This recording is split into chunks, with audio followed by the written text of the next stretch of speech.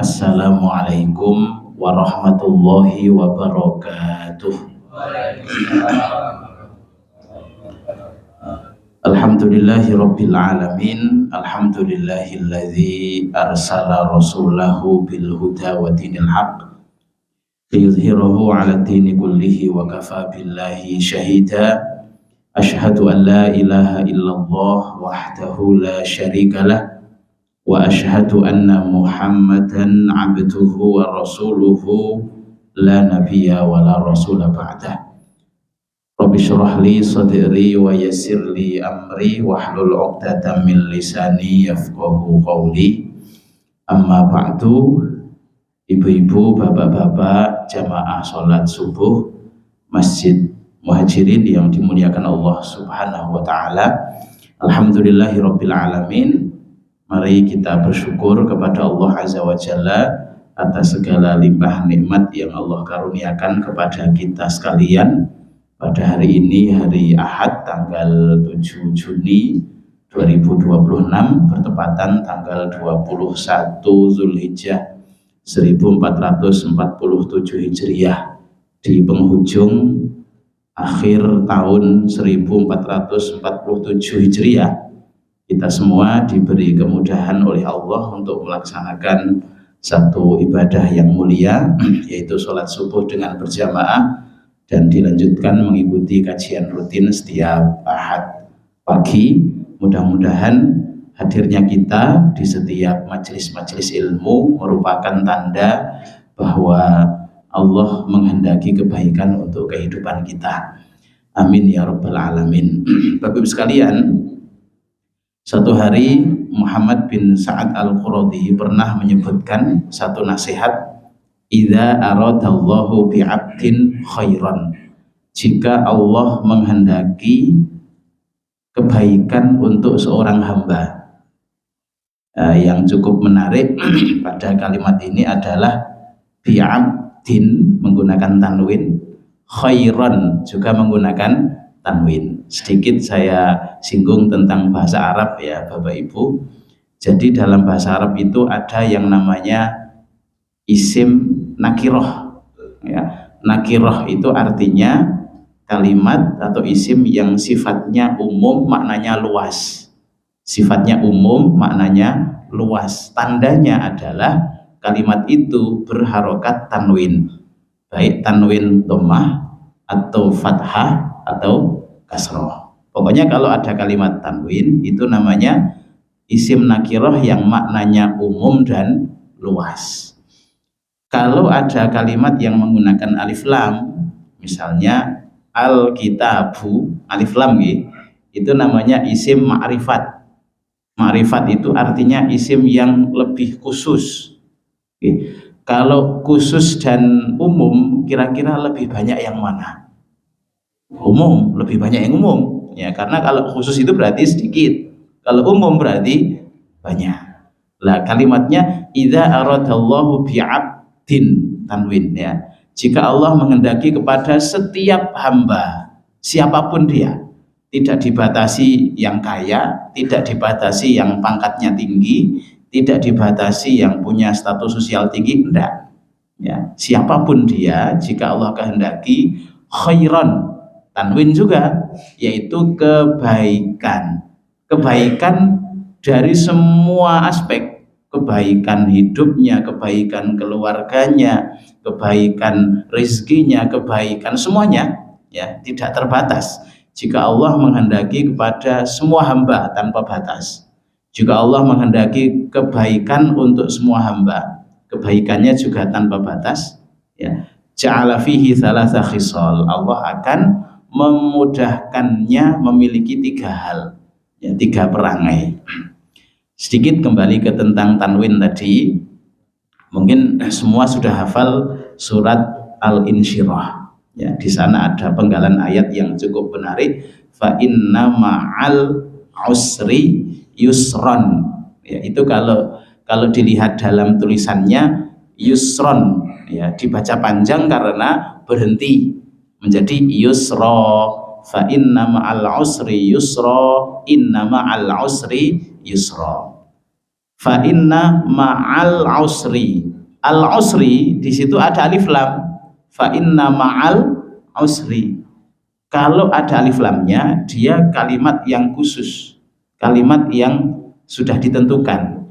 Yusron, kalimat yang maknanya umum dan luas. Berarti kalau ditinjau dari sisi bahasa, sesungguhnya bersamaan dengan kesulitan yang sedikit, ada kemudahan-kemudahan yang sangat banyak. Kesulitannya sedikit, kemudahannya banyak.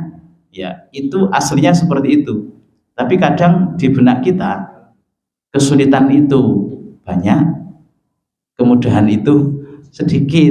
Ya, padahal nggak seperti itu. Ya, kesulitan itu sedikit, kemudian kemudahannya yang banyak. Nah, tadi Muhammad bin Sa'ad Al-Quradi mengatakan, jika Allah menghendaki kepada semua hamba tanpa batas, yaitu kebaikan, ya juga tanpa batas, maka Allah akan mudahkan hamba itu memiliki 3 hal. Yang pertama adalah fiqhan fiddin.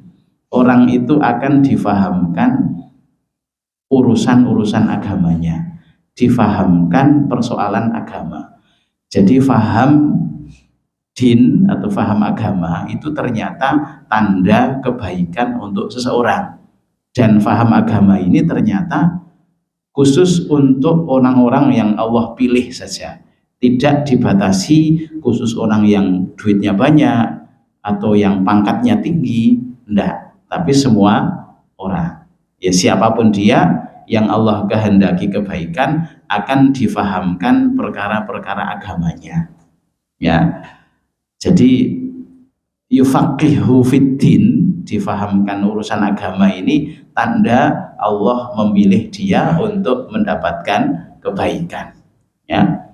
Ibarat orang yang berjalan di waktu malam gelap gulita, dia membawa obor, membawa penerang, ya insya Allah jalannya akan lebih tenang, ya, lebih tenang, kemudian lebih terarah, ya. Misalnya ada lubang, dia bisa menghindari, kemudian dia ingin menuju ke tempat tujuannya, misalnya kalau dari sini mau ke Jakarta itu arahnya ke barat, dia akan menuju ke barat karena punya apa? Punya penerang, punya obor. Lain halnya dengan orang yang berjalan di waktu malam gelap tapi nggak pakai obor. Ya kalau dia nekat, ya insya Allah akan, kalau tidak masuk ke lubang, dia akan salah arah. Kepinginnya itu ke barat, malah ke timur. Repotnya lagi salah arah tapi yakin kalau dia benar. Nah, repotnya kan di situ. Pengen yang Wonogiri, kudune ngidul, tapi malah ngalor. Ya, dan dia yakin ngalor ini akan sampai Wonogiri. Insya Allah semakin ngalor semakin jauh, gitu.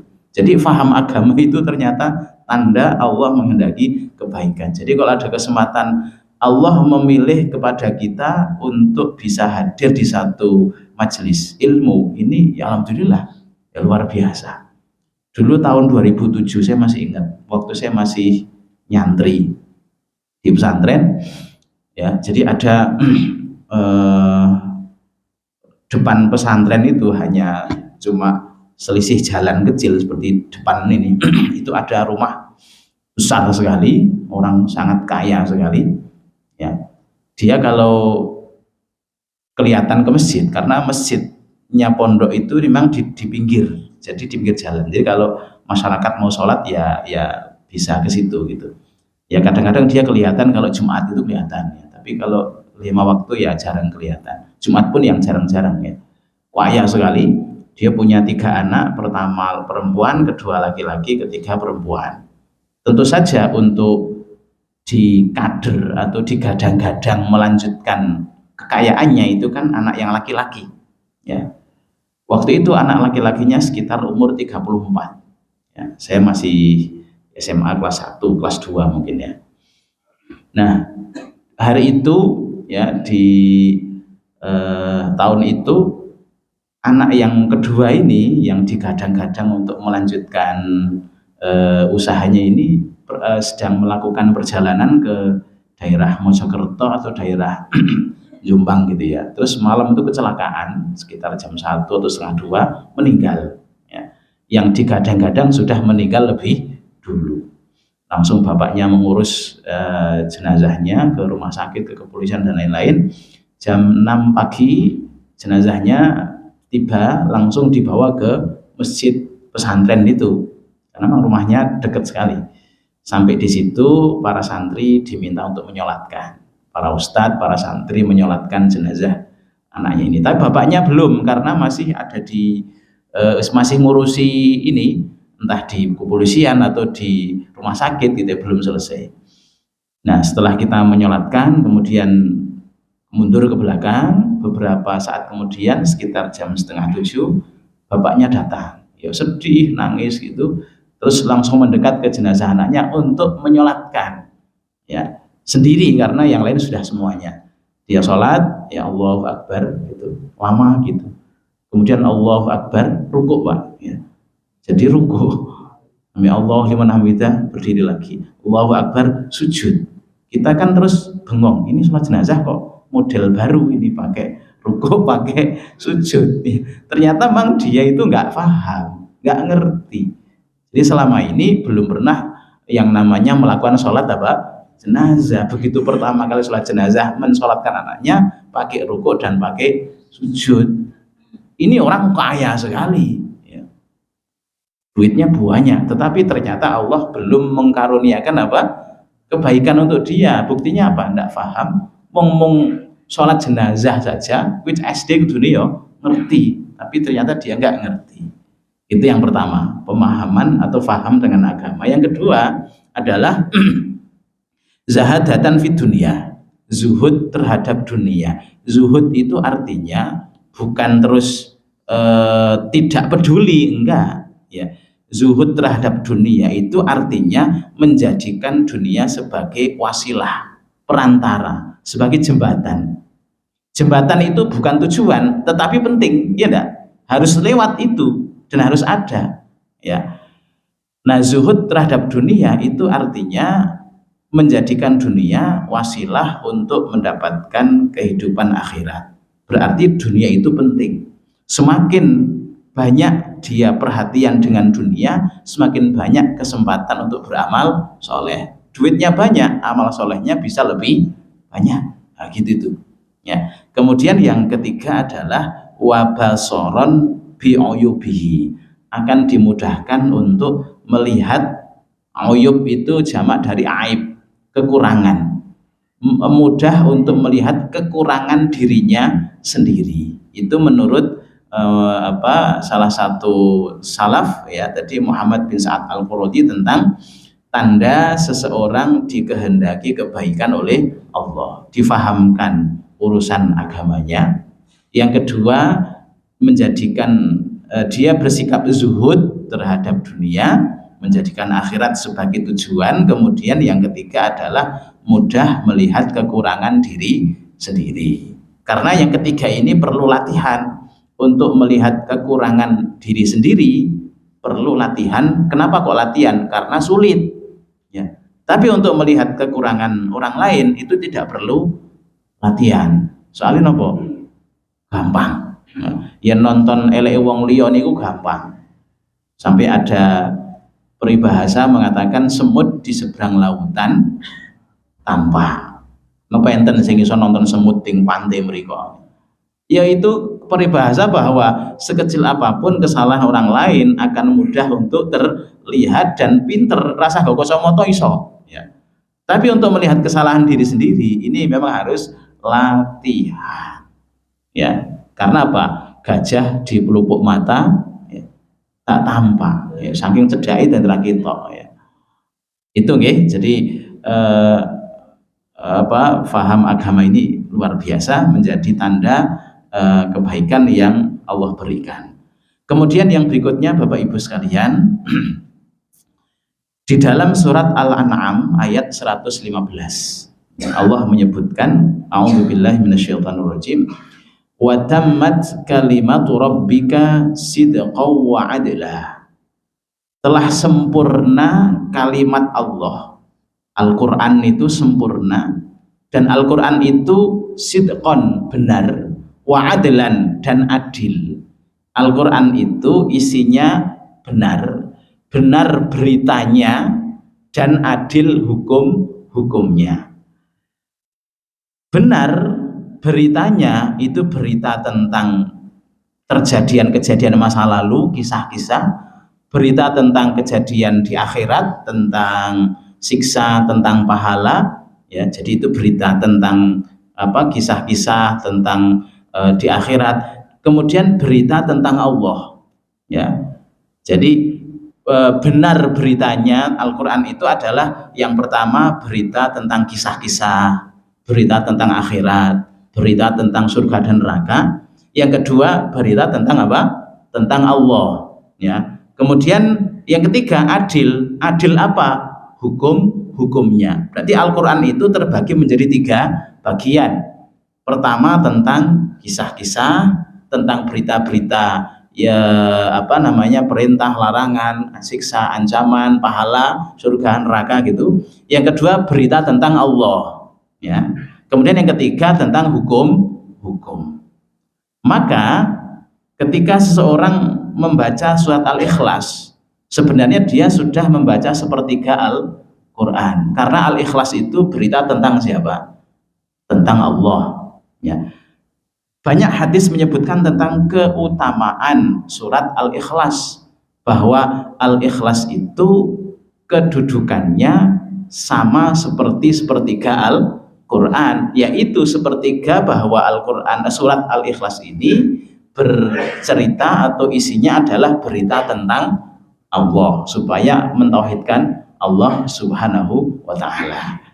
Berarti di sini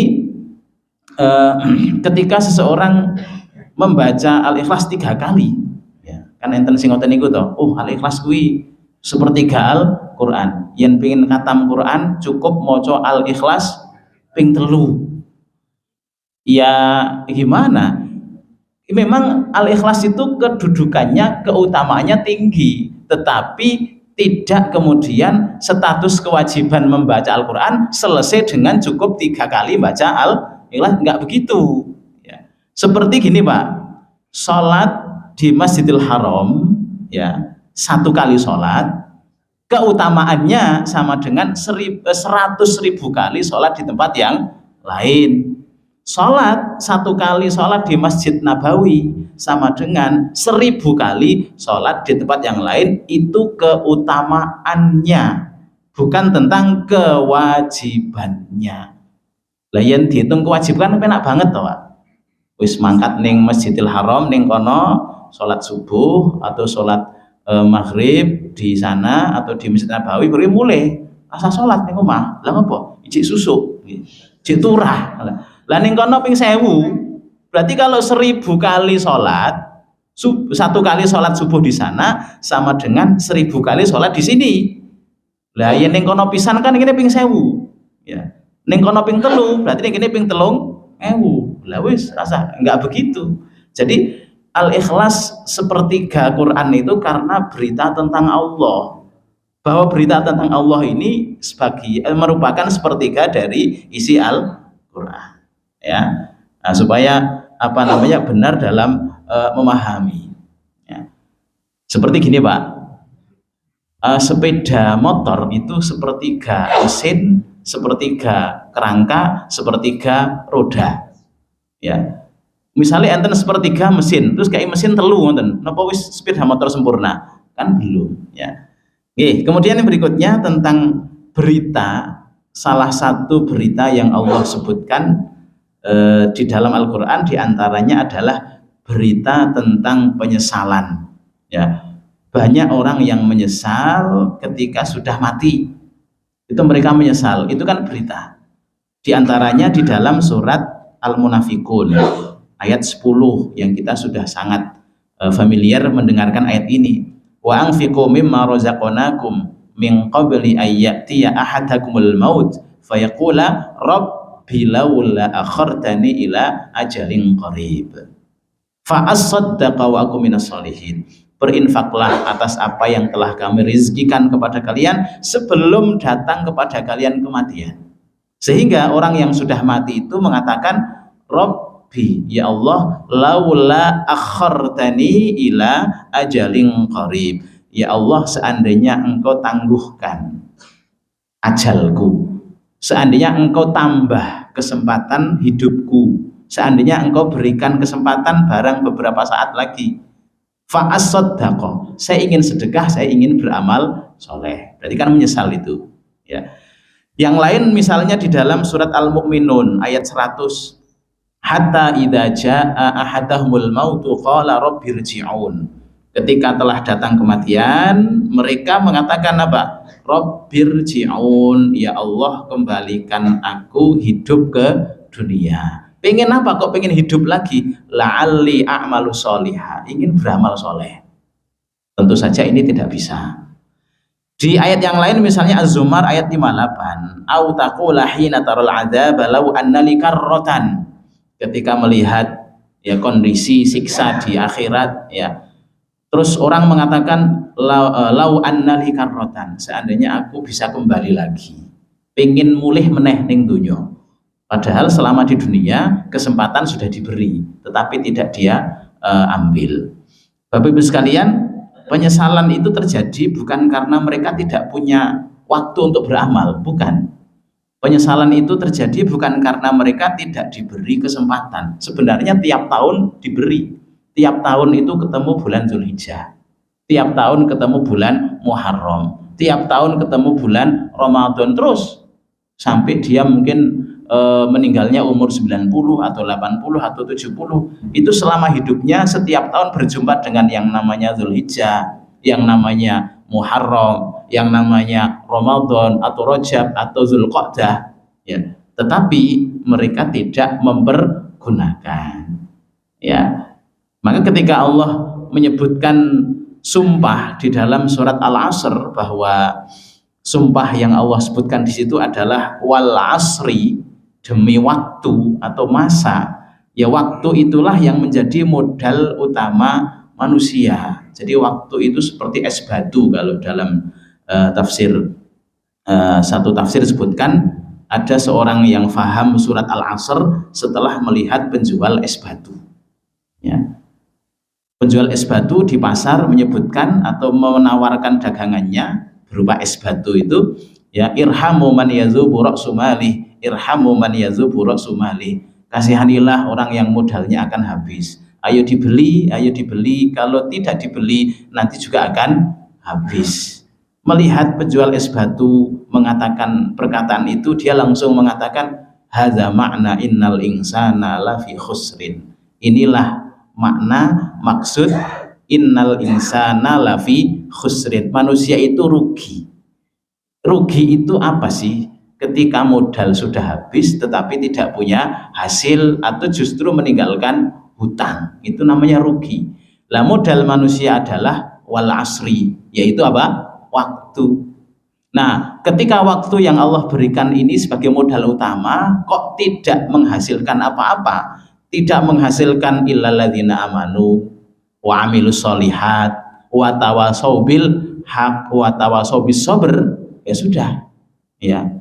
Nah, maka masya Allah, ya, orang-orang dulu itu melihat sesuatu yang mungkin bagi kita biasa-biasa saja, tapi bagi mereka karena sangat bersih hatinya menjadi luar biasa. Lo ngerti bakul es, lo iso ngerti Quran, ya, jadi faham, jadi ahli tafsir, ngerti bakul es, ya. Kita lihat bakul es kan tambah ngelak gitu, pokoknya awan-awan, ya, tambah haus, ya, gitu, gitu. Jadi penyesalan itu bukan karena mereka tidak punya waktu, justru waktu mereka banyak tetapi karena tidak dipergunakan. Nah, Bapak Ibu yang sangat dekat dengan hari-hari kita, ya, saat ini, ya, Allah memberikan waktu, kesempatan kepada kita bertemu dengan bulan-bulan istimewa, ya. Kalau yang sekarang kita bertemu bulan Zulhijjah. Meskipun 10 awal Zulhijjah sudah berakhir, sudah tidak ada, sudah berlalu, tetapi kita masih berada di bulan Zulhijjah, yang itu bulan sangat istimewa. Dari 12 bulan yang ada, Allah pilih 4 bulan menjadi bulan-bulan haram. Ini yang milih Allah langsung. Ya. Di dalam surat Al-Qasas Allah menyebutkan wa rabbuka yakhluqu ma yasha'u wa yakhtar. Allah menciptakan dan Allah memilih dari mana yang diciptakan itu. Ayat ini sebenarnya jawaban untuk pernyataan Al-Walid bin Mughirah. Jadi Al-Walid bin Mughirah ini dia orang kaya, orang terpandang, ahli bahasa, tentu secara status sosialnya tinggi. Al-Walid bin Mughirah ini bapaknya Khalid ya. Jadi ada Khalid bin Walid, bapaknya Khalid, anaknya menjadi orang hebat ya, Khalid bin Walid itu. Dia mengatakan begini, jadi Al-Walid bin Mughirah itu mengatakan bahwa seandainya Al-Quran ini diturunkan kepada orang yang top, orang yang hebat, orang yang mulia dari pembesar Mekah atau pembesar Taif, bagi dia kalau Al-Quran kok turun kepada Muhammad tuh kayak nggak cocok gitu loh. Karena bagi Al-Walid bin Mughirah itu Muhammad bukan levelnya gitu loh, nggak level. Al-Quran ini seandainya turun kepada orang yang lebih utama, yang lebih mulia, yang lebih terpandang daripada dia, gitu kata dia.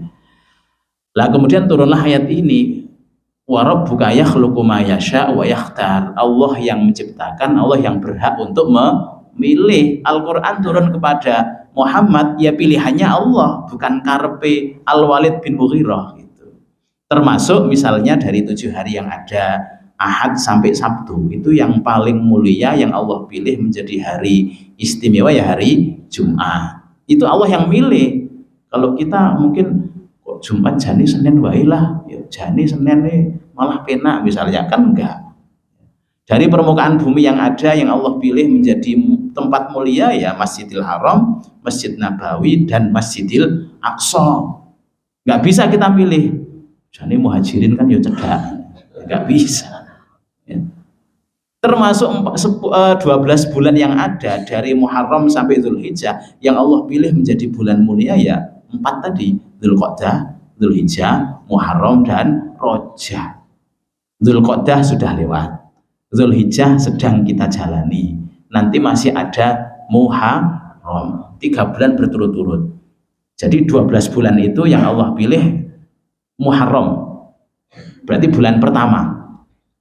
Dzulqa'dah, Rajab ini bulan keberapa? Tidak ngitung sih ya. Muharram, Safar, kalau Januari, Februari kan rasa ngitung, langsung ngapal ya. Pinten? 10. Wah, enten sing 8, enten 10. Yuk pinten melih engko? Oh, enten 9. Ya, coba. Yuk dihitung bareng-bareng. Muharram, Safar, Rabiul Awal, Rabiul Akhir, Jumadil Awal, Jumadil Akhir, Rajab. Oh, itu. Ya, ndak ngitung sih ya. Jadi yang Allah pilih itu bulan 1, bulan 7, bulan 11 dan 12. 1, 7, 11, 12. 11, 12 ini penutup. Ya, kita mau tutup buku tahun ini, tahun 1447. Menutup sama membuka itu lebih berat mana, Pak? Pripun, Pak? Berat menutup. Nutup itu kan pertanggungjawaban, laporan, evaluasi, semuanya itu kan ditutup.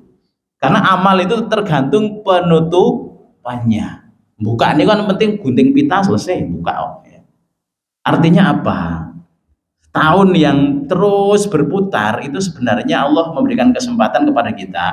Kalau memulai di Muharram itu mulailah dengan kebaikan.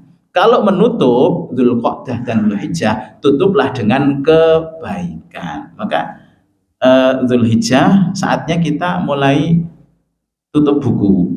Kayak biasanya rapat anggota tahunan itu ya koperasi, waktunya tutup buku. Tutup buku 1447 yang sudah berlalu selama setahun ini. Kira-kira apa yang kurang? Lah yang kurang kita sempurnakan di tahun 1448. Terus yang terakhir, Allah membuka tahun dengan Muharram. Muharram ini bulannya Allah. Tidak ada bulan yang disandarkan dengan nama Allah kecuali Muharram. Syahrullahil Muharram, yang dikenal dengan bulan Syuro kalau menurut penamaan tahun Jawa. Syuro itu sebenarnya Asyura yang artinya 10. Jadi Muharram itu bukan bulan sial, bulan apes, bukan ya. Justru bulan kemenangan, bulan optimis, bulan yang mulia ya. Lah nanti bulan Muharram itu ya ada hadis menyebutkan afdhalus siyam ba'da Ramadan syahrullahil Muharram. Puasa yang paling utama setelah Ramadan adalah puasa pada bulannya Allah, yaitu bulan Muharram. Jadi kalau memperbanyak puasa, dia ranking 2. Yang utama itu kan Ramadan. Lah Zulhijjah kemarin, Zulhijjah dan Ramadan itu sejajar. Ya. Kemudian berikutnya adalah Muharram. Lebih khusus lagi puasa pada tanggal 10 Muharram. Ya. Nabi ketika hijrah ke Madinah melihat orang Yahudi puasa. Beliau bertanya, hari apa ini? Kenapa mereka puasa? Dijawab, ini adalah hari yang baik. Allah menyelamatkan Bani Israel dari musuh-musuhnya pada tanggal ini, sehingga mereka berpuasa. Maka Nabi mengatakan, kami, yaitu orang Muslim, lebih berhak meneladani Musa daripada kalian, yaitu orang Yahudi. Maka puasa 10 Muharram. Terus ketika puasa tanggal 10 itu di tahun berikutnya, para sahabat bertanya, wahai Rasul, hari ini tanggal 10 Muharram atau hari Asyura adalah hari yang diagungkan oleh Yahudi dan Nasrani. Kenapa kita puasa? Maka Nabi menyebutkan, ya udah kalau begitu tahun depan kita akan puasa tanggal 9 dan 10. Ternyata belum tiba tahun depan beliau sudah wafat. Ya artinya kalau Muharram ini puasa secara umum yang memperbanyak ya di hari apapun monggo. Ya Senin atau Kamis atau apa. Atau kalau lebih khusus di tanggal 10. Tapi kalau mau sempurna tanggal 9 dan 10. Lebih sempurna lagi, yaumun qablahu au yaumun ba'dahu. Sehari sebelum 10 dan sehari setelah 10. Berarti 9, 10 dan 11 gitu. Ini keutamaannya ranking 2 setelah Ramadan dan Dzulhijjah. Baik, saya kira itu Bapak Ibu sekalian yang bisa kita sampaikan. Mudah-mudahan kita diberikan taufik oleh Allah untuk menggunakan setiap kesempatan yang Allah berikan, sehingga saat nanti, bukan nanti ya, kapan-kapan Allah manggil kita. Nanti aku bingung, wah engko tenan piye. Artinya kapan-kapan Allah manggil kita, itu kita nggak perlu nyesel kemudian, ya Allah pengen pulang, pengen puasa, ya Allah pengen, enggak. Karena setiap kesempatan yang Allah berikan kita gunakan dengan sebaik-baiknya. Demikian yang bisa kami sampaikan. Banyak kekurangan mohon dimaafkan. Aku qouli hadza wa astaghfirullah li wa lakum. Wassalamualaikum warahmatullahi wabarakatuh.